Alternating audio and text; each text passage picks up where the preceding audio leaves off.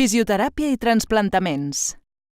La fisioteràpia està present en tot tipus de transplantaments per preparar i facilitar la recuperació del pacient. És indispensable especialment en els transplantaments de pulmó i de cor. En el cas dels transplantaments de ronyó i de fetge, la fisioteràpia també és important per prevenir, o arribat al cas, tractar la fatiga muscular o el dolor musculoesquelètic, sobretot d'esquena.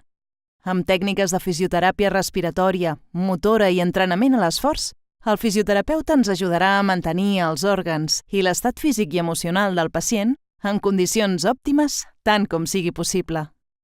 Les decisions terapèutiques que determinaran les tècniques a utilitzar en cada sessió de fisioteràpia es prendran sempre després de l'auscultació pulmonar i la pulsioximetria, determinant el grau de dispnea i l'escala de dolor, i demanant analítica i radiografies al pacient.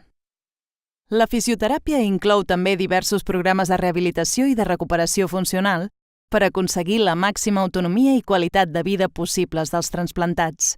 En els casos de transplantaments de pulmó i de cor, per exemple, la fisioteràpia respiratòria és fonamental. Ajuda a eliminar secrecions i establir una correcta dinàmica respiratòria.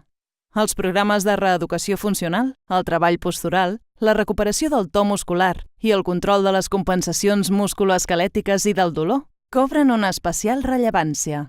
Aleshores, els procediments fisioterapèutics usats van de les mobilitzacions suaus a la massoteràpia, passant per l'exercici terapèutic i la termoteràpia. Els pacients transplantats poden continuar amb la pràctica esportiva, no cal que portin una vida sedentària, si bé han d'evitar els esports de contacte que puguin danyar l'empelt.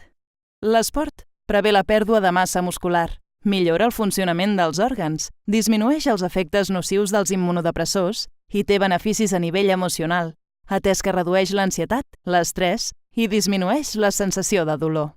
En aquest sentit, els esports més recomanats són el golf, el ciclisme, la natació i caminar, tenint en compte, com diem sempre, que és imprescindible, sobretot a partir dels 40 anys, fer una prova d'esforç.